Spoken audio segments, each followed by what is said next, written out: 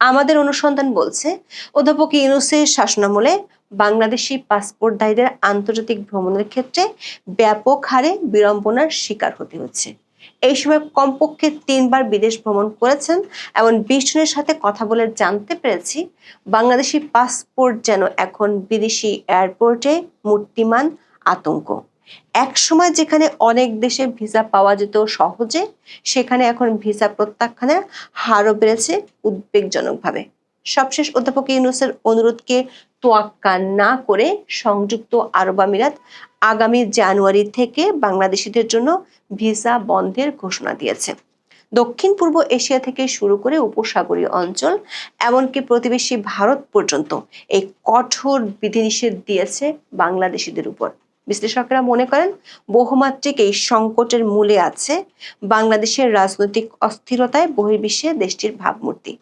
এই পরিস্থিতি কেবল সাধারণ পর্যটকদের নয়, বরং বিদেশে উচ্চশিক্ষা নিতে আগ্রহী শিক্ষার্থী এবং রেমিটেন্স যোদ্ধা শ্রমিকদের ভাগ্যকেও অনিশ্চয়তার মুখে ফেলে দিয়েছে।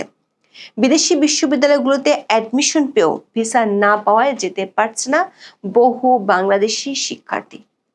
শান্তিতে নোবেল বিজয়ী, যার শাসনামলে পুরো বাংলাদেশ মবের রাজত্বে পরিণত হয়েছে, তিনি 10 মাস আগে দাবি করেছিলেন বাংলাদেশিরা কোথাও যাবে না, বরং বাংলাদেশের কাছে সবাই আসবে।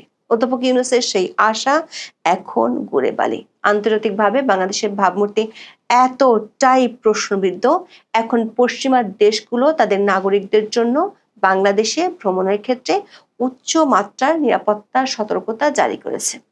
বিস্তারিত জানতে চলুন যাওয়া যাক বিশ্লেষণে।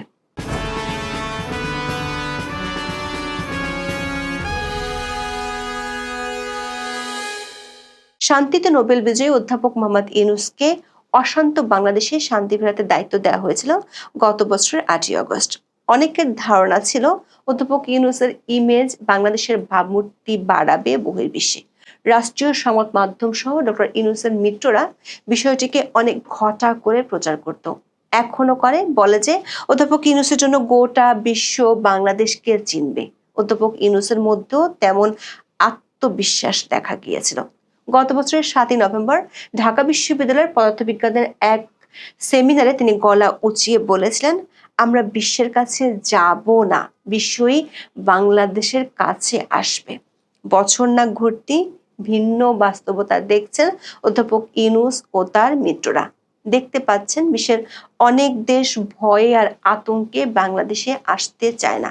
বাংলার ভূখণ্ড সেই বহুকাল আগে থেকে বাণিজ্যের জন্য ছিল বিখ্যাত। পশ্চিমারা ব্যবসায় লাভের আশায় এই বাংলা ভূখণ্ডে পাড়ি দিত, কিন্তু এখন সেই পশ্চিমা দেশগুলো তাদের নাগরিকদের বাংলাদেশ ভ্রমণের ক্ষেত্রে বিশেষভাবে সতর্ক করছে। সবশেষ বাংলাদেশ ভ্রমণে নিজ দেশের নাগরিকদের সতর্ক করেছে কানাডার সরকার। দেশটির সরকারি ওয়েবসাইটে ভ্রমণ বিভাগে 18 সেপ্টেম্বর এক বিজ্ঞপ্তিতে এই সতর্কতা জারি করা হয়েছে।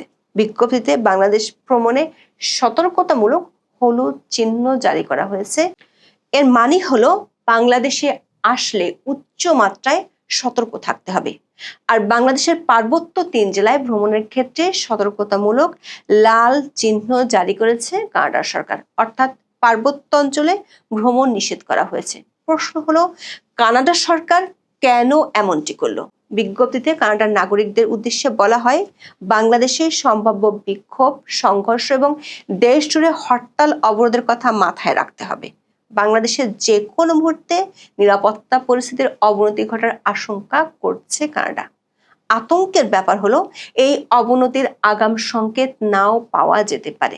দর্শক, অধ্যাপক ইউনূস ও তার মিত্ররা হয়তো ভাবতে পারেন বিদেশিরা আতঙ্কগ্রস্ত হয়ে না আসলে কি এমন এসে যায়, বাংলাদেশিরা গিয়ে বিশ্ব জয় করবে, কারি কারি রেমিটেন্স পাঠাবে, সেই রেমিটেন্স দিয়ে দেশে দুর্নীতির মহোৎসব চলবে। কিন্তু সেই আশায়ও গুড়ে বালি পড়তে শুরু করেছে। বাংলাদেশ যে গত 1 বছরে মবের রাজত্ব হয়ে গিয়েছে, সেটি বিশ্বের সব দেশেরই জানা হয়ে গিয়েছে।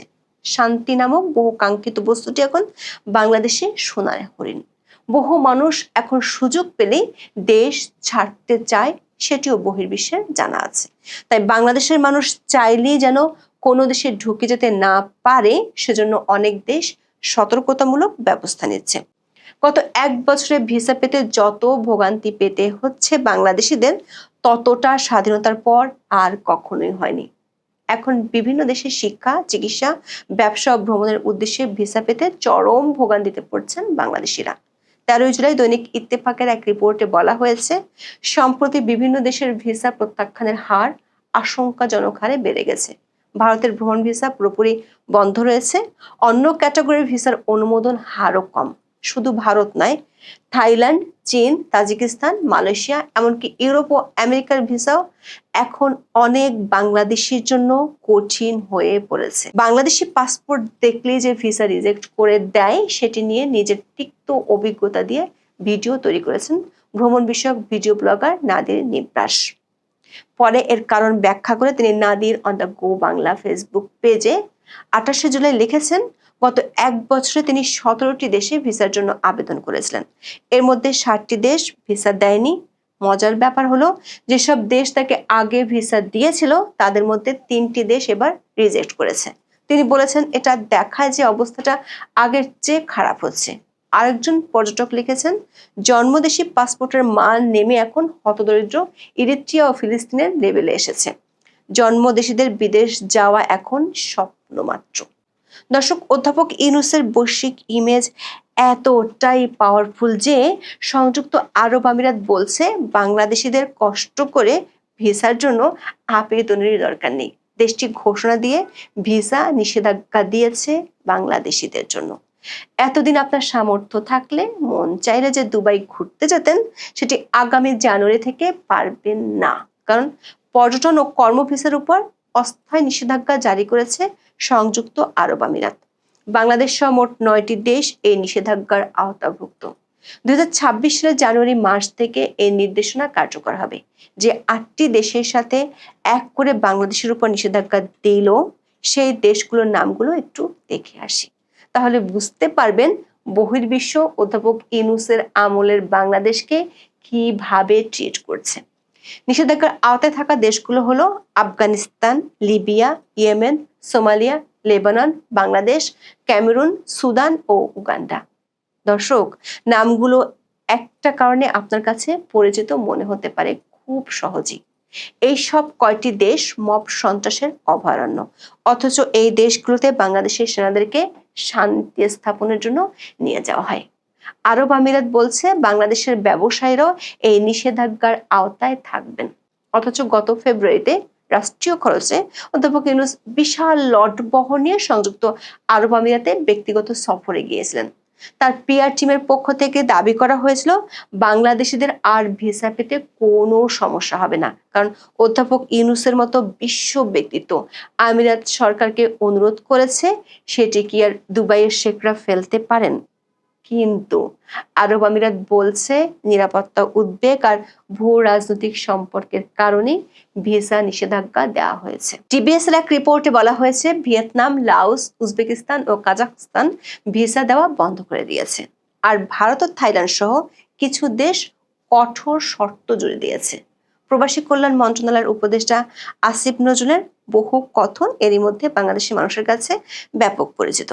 কিন্তু বাস্তবতা হলো, মালয়েশিয়া বিমানবন্দর থেকে ডজন ডজন বাংলাদেশিকে ফেরত পাঠানোর খবর নিয়মিত ঘটনায় পরিণত হয়েছে। দর্শক, যদি ভাগ্য গুণে আপনি বাংলাদেশি পাসপোর্ট দিয়ে কোনো দেশের ভিসা পেয়েও যান, তাহলে আপনি ভাববেন না নির্বিঘ্নে দেশটিতে যেতে পারবেন, বরং আপনাকে পাড়ি দিতে হবে পুলসিরাত।